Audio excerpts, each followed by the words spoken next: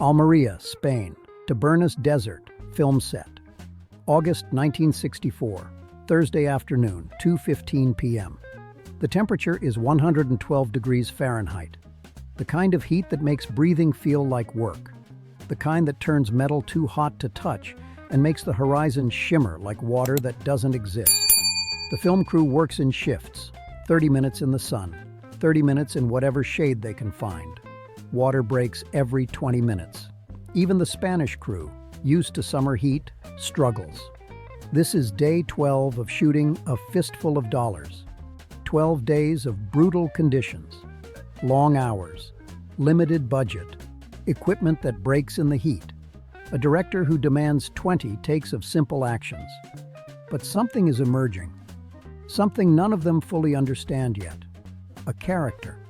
A presence. Something that doesn't follow the rules of American westerns or even traditional cinema. Right now, they're setting up a critical scene.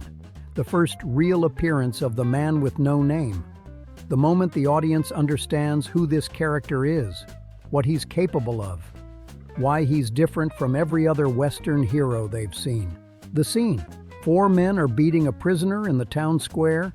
The man with no name rides in, sees what's happening, and in most Westerns, this is where the hero intervenes, stops the injustice, saves the victim, shows his moral superiority.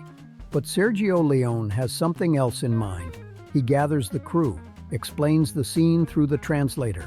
The 4 men will be beating the prisoner. Clint will ride in on horseback, dismount, walk past the beating. Not intervene, not react, just observe and continue walking. One of the stunt coordinators asks, "He doesn't stop them?" Leone shakes his head. No, he watches. Then he walks away. This man doesn't care about justice. He cares about survival. But the audience, they'll hate him. Heroes save people. He's not a hero. That's the point. The crew is skeptical. This breaks every rule. Every Western they've ever seen establishes the hero's morality early, shows him defending the weak, standing up for what's right. Leone is doing the opposite, showing a man who stands aside, who lets violence happen, who has no interest in other people's problems. It's radical, it's risky, it might not work, but Leone believes in it, and Clint understands it in a way he can't quite explain. They position the actors, the 4 men who will do the beating, the stunt performer who will be the prisoner, Clint on the horse at the edge of the set. Leone calls action. The 4 men begin. Not real violence, but choreographed, convincing, brutal looking. The prisoner on the ground, crying out, begging. Clint rides in. The horse moves slowly, deliberately. He sees the beating. His face shows nothing. No shock, no anger, no pity, just observation. He dismounts, ties the horse to a post. The beating continues 20 feet away, loud, violent, impossible to ignore. And Clint does something, or rather, doesn't do something. He stands still, completely still, not frozen, not paralyzed, just still, like a man who's seen this before, who knows violence is part of the world, who has decided long ago that other people's violence isn't his concern. His eyes move, watching, calculating. But his body doesn't move toward the beating, doesn't move away, just stands, present, aware, uninvolved. 5 seconds of stillness, in a scene that's maybe 20 seconds total. 5 seconds where nothing happens, where the main character does absolutely nothing. In most films, this would be dead space, wasted time, something to cut. But Leone watches the monitor, sees what the camera sees, and realizes this is everything. This stillness, this refusal to be the hero, this moment of pure observation without judgment or action. This is the character, right here, in 5 seconds of doing nothing. Leone calls cut, walks over to Clint, speaks through the translator. That was perfect. Don't change anything. Exactly that. That stillness. That's who he is. They shoot it 4 more times. Different angles, different light. But Clint does the same thing every time. Stands still, observes, walks away. No drama, no performance, no technique. Just being a man who's learned that survival means choosing your battles. And this isn't his battle. That night, Leone watches the dailies. The raw footage projected on a screen in a makeshift screening room. The producers watch with him. They're nervous about the film, nervous about the budget, nervous about the American actor who barely speaks. The scene plays, the beating, Clint riding in, the stillness, the walking away. One producer says in Italian, "He doesn't do anything. The hero has to do something." Leone responds, "He does everything. He shows you who he is without words, without action, just by standing still. That's more powerful than any speech, any heroic rescue, any conventional hero moment." The audience won't understand. The audience will understand perfectly. This man is dangerous because he chooses when to be dangerous. He's not driven by morality, by justice, by what's right. He's driven by survival, by calculation, by knowing when to act and when to watch. The producer isn't convinced, but Leone doesn't care. He knows what he saw, knows what the camera captured. A few days later, they shoot another scene. Similar situation. The man with no name witnessing something that traditional heroes would stop. Again, Leone asks for stillness, for observation without intervention. Again, Clint delivers, stands, watches, does nothing, and in doing nothing, says everything. The crew starts to understand, starts to see what Leone sees, that this character is being built not through action but through restraint, not through what he does, but through what he chooses not to do. One of the Italian actors asks Clint during a break, "How do you know when to move and when to stay still?" Clint thinks, "I don't plan it. I just feel what the character would do, and most of the time, he wouldn't do anything. He'd watch, he'd wait, he'd conserve energy for when it matters." But don't you want to show the audience you're doing something? Don't you want to act? If I act, I'm showing them me. If I stay still, I'm showing them the character. There's a difference. The actor doesn't fully understand, but Clint doesn't need him to. Clint just needs to keep doing what feels true. September 1964. The film wraps. Leone spends 3 months editing, building the rhythm, the pacing, the silence. He realizes the stillness scenes are the key, the moments where nothing happens, where Clint just stands and observes. Those are the moments that make everything else work, because they establish who this man is. Not a hero, not a villain, something else, real. A man who's survived by knowing when to act and when to watch, when to fight and when to walk away. The stillness is the character's power, not the gunfights, not the showdowns, the stillness. December 1964. A Fistful of Dollars is released in Italy. The opening scene, the one with the beating, confuses some viewers. Why doesn't he stop it? Why doesn't he help? But most viewers understand immediately. This isn't that kind of Western. This isn't that kind of hero. This is something else. Someone else. A man who stands still while the world is violent around him. Who watches, who waits, who acts only when it serves his survival. The film becomes a phenomenon. Not despite the stillness, because of it. Audiences have never seen a Western hero like this, have never seen a character built more on what he doesn't do than what he does. The man with no name becomes iconic, not because of the poncho, not because of the cigar, because of the stillness, the watching, the refusal to be the conventional hero. 1965, For a Few Dollars More.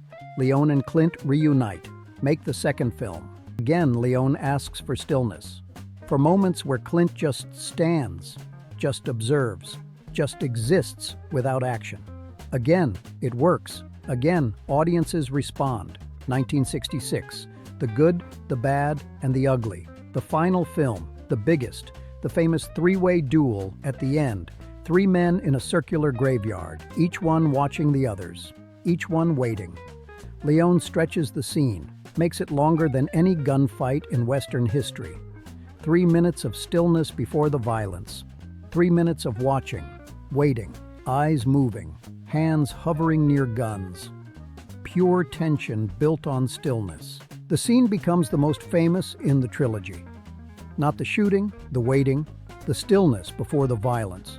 Because Leone and Clint discovered something in that desert in 1964. Discovered that stillness is more powerful than action. That watching is more interesting than doing. That restraint creates more tension than constant movement. 1971. Dirty Harry. The scene where Harry confronts the bank robber. Do you feel lucky, punk? Harry stands still while delivering the monologue. Doesn't pace, doesn't gesture dramatically, just stands. Gun pointed, voice flat, still as stone. The stillness makes him terrifying, makes every word land harder, makes the audience hold their breath. It's the same principle Leone taught in 1964. Stillness is power, restraint is presence. Doing nothing is often doing everything. Through the 1970s and 1980s, Clint builds his screen presence on stillness, on being the quietest person in the scene, on letting everyone else move while he stays still.